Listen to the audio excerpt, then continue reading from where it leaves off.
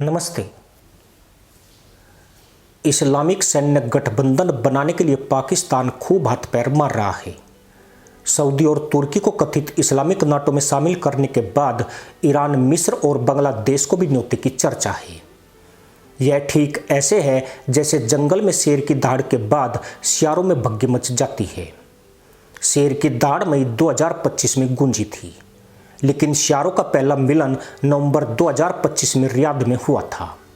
तब से मुल्ला मुल्ला भाई भाई के गीत तेज हैं, तहमद में गांठें लगाई जा रही है और मुल्ला फुदक फुदक कर बड़ी बड़ी डींगे मार रहे हैं, यानी बकलोली ऐसी कि मानो इन्होंने दुनिया जीत ली हो। पर सवाल यही है कि अगर इस मुल्लाई ग्रुप में ईरान भी शामिल हो जाता है तो फिर सब्बों का यह कुनबा किसके खिलाफ होगा? क्या इजराइल और भारत के खिलाफ यह समूह तैयार किया जा रहा है? बड़ा सवाल यह भी है कि अगर इजराइल और भारत ने एक दूसरे के साथ इसी तरह का रक्षा समझौता कर लिया तो इन सियारों की फौज को तो छोड़िए, कल अगर चीन अमेरिका भी आ जाए तो वह भी साबुत नहीं बचेंगे। भारत इजराइल का गठबंधन कितना खतरनाक और ताकतवर होगा, शायद मुल्लाओं को इसका अंदाजा नहीं है। जिस दिन हो गया तब किसी के पिछवाड़े से सूखा तहमद नहीं उतरेगा। सऊदी अरब के रियाद में जब नवंबर 2025 में इस तथाकथित इस्लामिक नाटो की पहली बड़ी बैठक हुई, तब इसे कट्टरपंथी मुल्लाओं की फौज हवा में लाठियां भांज रही है। पाकिस्तान अपनी फटी जेब लेकर सऊदी और तुर्की के दरवाजे पर नाक रगड़ रहा है ताकि ईरान, मिस्र और बांग्लादेश को मिलाकर एक ऐसा कुनबा खड़ा किया जा सके जो दुनिया को डरा सके। लेकिन सच यह है कि जब जंगल में शेर दहाड़ता है तो गीदड़ सिर्फ झुंड बनाते हैं, शिकार नहीं कर पाते। इस मुल्लाई ब्रिगेड की सबसे बड़ी गलतफहमी यह है कि तहमद में गांठें लगाकर और फुदक फुदक कर डींगे मारने से जंग जीती जाती है। वे भूल रहे हैं कि उनका पाला दुनिया के दो सबसे खतरनाक और अचूक योद्धाओं से पड़ने वाला है। अगर भारत और इजराइल ने एक औपचारिक रक्षा संधि पर दस्तखत कर दिए तो रियाद से इस्लामाबाद तक एक ऐसा भूचाल आएगा कि इन मुल्लाओं का सूखा तहमद गीला होने में देर नहीं लगेगी। आगे की कहानी में आंकड़े ऐसे हैं जो इस झुंड की रातों की नींद उड़ाने के लिए काफी हैं। बात जब बारूद और बाजुओं की आती है तो मुल्लाओं का यह कागजी शेर सिर्फ बकलोली में नंबर 1 नजर आता है। ग्लोबल फायर पावर इंडेक्स के आंकड़ों पर नजर डाले तो भारत दुनिया की चौथी सबसे बड़ी सैन्य महाशक्ति है, जबकि इजराइल अपनी अचूक तकनीक के दम पर मध्य पूर्व का अघोषित बादशाह है। पाकिस्तान, तुर्की और सऊदी अरब मिलकर भी भारत के अकेले 14 लाख से अधिक सक्रिय सैनिकों और करीब 11 लाख रिजर्व सैनिकों की फौज के सामने पानी भरते नजर आते हैं। इजराइल के पास भले ही 1,70,000 सक्रिय सैनिक हो, लेकिन उसके 4,65,000 रिजर्व सैनिक महज 48 घंटों में युद्ध के मैदान में उतरने की कसम खाकर बैठे हैं। मुल्लाओं का यह पूरा कुनबा अगर अपनी सारी फौज भी मिला ले तो भी भारत इजराइल की संयुक्त ताकत के उस किलिंग जोन का सामना नहीं कर पाएगी जहां कदम रखते ही मौत का वारंट साइन हो जाता है। क्या आपको पता है कि इस गठबंधन के पास कुल मिलाकर कितने हजार आधुनिक टैंक और बख्तरबंद गाड़ियां हैं जो रेगिस्तान को कब्रिस्तान बनाने की ताकत रखती है? इस मुल्लाई ग्रुप की हवाई डिंगों की धज्जियां उड़ाने के लिए सिर्फ इन दोनों देशों की वायुसेना के आंकड़े ही काफी हैं। भारत के पास 2200 से अधिक सैन्य विमान और हेलीकॉप्टर हैं, जिनमें राफेल, सुखोई 30 MKI और स्वदेशी तेजस जैसे खतरनाक फाइटर जेट शामिल हैं। दूसरी तरफ इजराइल के बेड़े में शामिल F-35 लाइटनिंग, F-15I और F-16 सुफा जैसे 600 से अधिक अचूक लड़ाकू विमान हैं जो दुश्मन के रडार की आंख में धूल झोंक कर तबाही मचाते हैं। पाकिस्तान और तुर्की के मुल्ला जो F-16 के पुराने मॉडलों पर इतराते हैं, उन्हें यह समझना होगा कि इजराइल की इलेक्ट्रॉनिक वारफेयर क्षमता उनके पूरे एयर डिफेंस सिस्टम को एक झटके में अंधा कर सकती है। जब भारत के सुखोई और इजराइल के F-35 आसमान में एक साथ कॉकटेल फॉर्मेशन बनाएंगे तो इन सियारों की फौज को छिपने के लिए आसमान में एक टुकड़ा बादल भी नसीब नहीं होगा। लेकिन ठहरिए, असली खौफ तो समुद्र की उन लहरों के नीचे छिपा है जिसके बारे में सुनकर तुर्की के सुल्तान और सऊदी के शेखों के पसीने छूट रहे हैं। मुल्लाओं को लगता है कि समुद्र में जहाजों की संख्या बढ़ा लेने से वे हिंद महासागर और भूमध्य सागर पर कब्जा कर लेंगे, लेकिन वे नौसेना की असली मारक क्षमता से पूरी तरह अनजान हैं। भारतीय नौसेना के पास 2 active aircraft carrier INS Vikramaditya और INS विक्रांत है, जिनके साथ 13 गाइडेड मिसाइल डिस्ट्रॉयर, 12 फ्रिगेट और 18 खतरनाक पनडुब्बियां समुद्र की छाती पर राज करती है। इजराइल की नौसेना के पास भले आकार छोटा हो, लेकिन उसकी डॉल्फिन क्लास की 6 पनडुब्बियां परमाणु मिसाइलें दागने की गुप्त क्षमता से लैस हैं और भूमध्य सागर में काल बनकर तैरती है।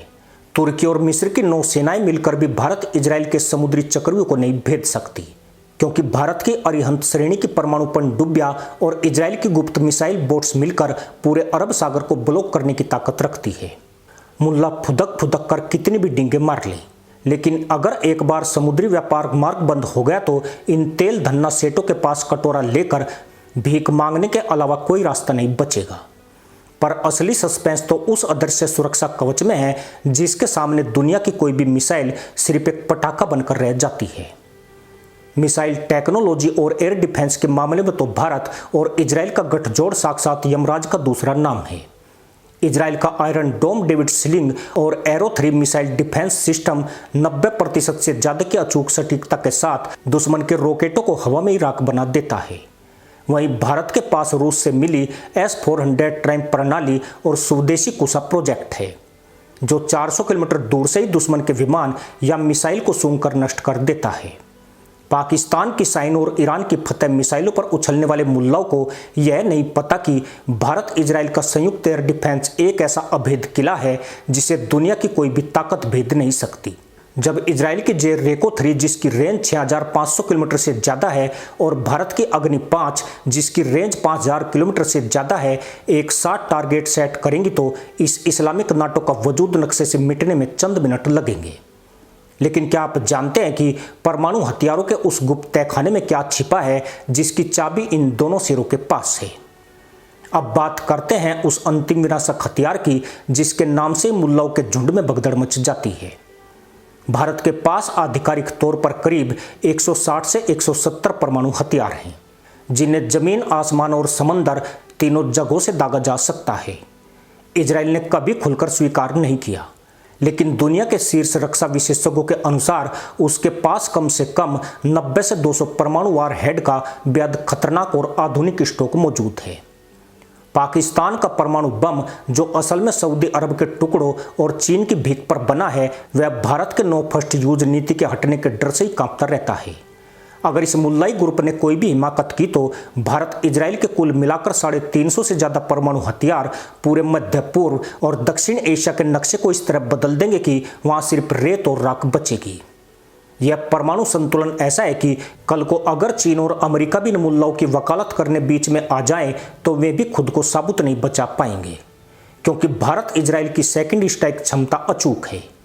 लेकिन इस बारूद के पीछे जो असली ताकत है वो है इन दोनों देशों का अटूट आर्थिक और खुफिया गठजोड़। जंग सिर्फ गोलियों से नहीं बल्कि मजबूत तिजोरी और सातिर दिमाग से जीती जाती है, और यहीं पर मुल्लाओं का यह कुनबा पूरी तरह नंगा हो जाता है। भारत आज लगभग $4 ट्रिलियन की जीडीपी के साथ दुनिया की सबसे बड़ी अर्थव्यवस्था है, जबकि इजराइल की जीडीपी $500 बिलियन से अधिक है और उसकी प्रति व्यक्ति आय दुनिया में सबसे ऊंचे पायदानों पर है। इसके विपरीत पाकिस्तान का विदेशी मुद्रा भंडार अक्सर 8 से 10 अरब डॉलर के बीच वेंटिलेटर पर सांस लेता है, और मिस्र तथा तुर्की की अर्थव्यवस्थाएं महंगाई के बोझ तले दबी हुई है। खुफिया एजेंसी के स्तर पर भारत की रो और इजराइल की मोसाद का कॉम्बिनेशन ऐसा है कि दुश्मन के बेडरूम में क्या बात हो रही है इसकी खबर भी उन्हें पहले मिल जाती है। जब मोसाद की पेजर और वॉकी टॉकी जैसी अचूक सर्जिकल स्ट्राइक तकनीक और रो का विशाल नेटवर्क एक साथ काम करेगा तो इन मुल्लाओं को अपने ईसाई से डर लगने लगेगा। तहमद में गांठें लगाने वाले ये सियार यह नहीं समझते कि जब तिजोरी खाली हो और दिमाग में सिर्फ नफरत भरी हो तो महाशक्तियों से टकराने का अंजाम सिर्फ और सिर्फ खुदकुशी होता है। इस मुल्लाई ब्रिगेड की असल औकात अब अत्याधुनिक तकनीक के सामने पूरी तरह नंगी हो चुकी है। तहमद में गांठें लगाकर बड़ी बड़ी डींगे मारने वाले इन मुल्लाओं को लगता है कि जंग आज भी लाठी डंडों और पुरानी बंदूकों से जीती जाती है, लेकिन भारत और इजराइल का असली जाल तो आसमान में बुना जा चुका है, जहां इंसानी पायलट नहीं बल्कि आर्टिफिशियल इंटेलिजेंस और किलर ड्रोन्स मौत का तांडव रचते हैं। आंकड़े गवाह है कि इजराइल दुनिया के 60% से अधिक सैन्य ड्रोन्स का निर्यात करता है, और भारत के पास इस समय 200 से अधिक एडवांस टोही और हमलावर ड्रोन्स का बेड़ा सक्रिय है। जब एआई संचालित एल्गोरिदम इन ड्रोन्स को कंट्रोल करेंगे तो रियाद से इस्लामाबाद तक बैठे मौलानाओं की पूरी बकलोली धरी की धरी रह जाएगी और वे अपनी फटी हुई जेबें संभालते नजर आएंगे। मुल्लाओं के इस खोखले कुनबे की सबसे बड़ी गलतफहमी यह है कि कल को अगर कोई बड़ी जंग छिड़ी तो चीन या अमेरिका उनके हक में खड़े हो जाएंगे। लेकिन अंतर्राष्ट्रीय राजनीति और व्यापार के कड़े आंकड़े इस मुल्लाई प्रलाप की धज्जियां उड़ाने के लिए काफ़ी है। चीन आज भारत के साथ सालाना 115 अरब डॉलर से अधिक का व्यापार करता है और वह पाकिस्तान के मुल्लों को सिर्फ एक कंज्यूमर मार्केट और कर्ज के जाल में फंसा गुलाम समझता है। वहीं दूसरी तरफ अमेरिका के भीतर भले ही कुछ भी चल रहा हो, लेकिन वहां की संसद में इजराइल के लिए सालाना 3.8 अरब डॉलर की सीधी सैन्य मदद का कानून पत्थर की लकीर है। अगर भारत और इजराइल ने अपना रक्षा चक्रव्यूह पूरी तरह कस दिया तो बीजिंग और वाशिंगटन भी अपनी तिजोरियों को बचाने के लिए इन मुल्लाओं का हाथ झटकने में एक सेकंड का समय नहीं लेंगे। सुपर पावर्स अच्छी तरह जानते हैं कि जो देश भीख के कटोरे और विदेशी मदद पर पल रहे हों, उनके लिए अपनी वैश्विक साख दांव पर लगाना सरासर बेवकूफ़ी है। इस तथाकथित मुल्लाई भाई भाई के प्रलाप की अंदरूनी हकीकत इतनी सड़ चुकी है कि इसे गठबंधन कहना भी इस शब्द की तौहीन होगी। रियाद में भले ही ये लोग एक मंच पर फोटो खिंचवा लें, लेकिन शिया ईरान और सुन्नी सऊदी अरब का आपसी ऐतिहासिक अविश्वास एक ऐसा ज्वालामुखी है जो कभी भी फट सकता है।